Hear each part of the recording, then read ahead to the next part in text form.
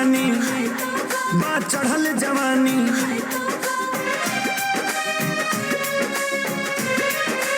हो नया कनिया बानी बा चढ़ल जवानी मेहरी के फरमाइश बावे जरूर लगा दाना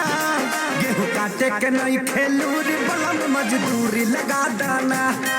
गेहूं काटे के नहीं खेलूरी बलम मजदूरी लगा दाना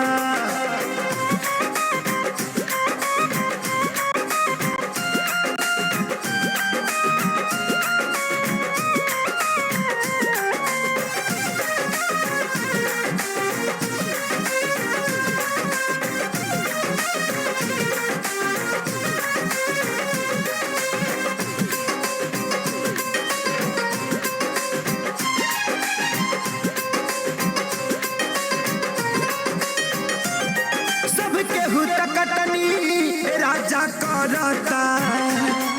अपन गेहूं खेत में झरता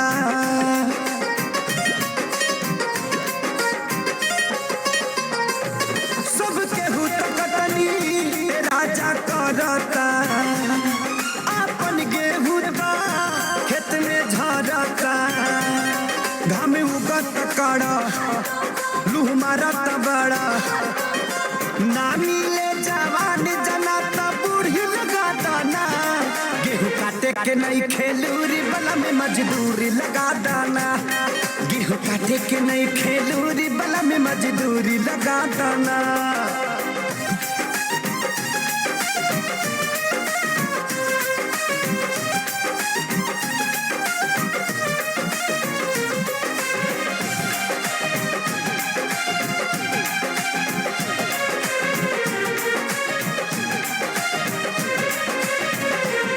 नहीं पावे रजऊ हमारा मान के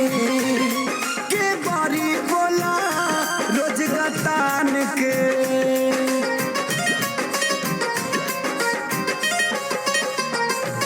नहीं पावे रजऊ हमारा मान के बारी बोला रोज गतान के सोनू श्याम देहाती ज्यादा न काटी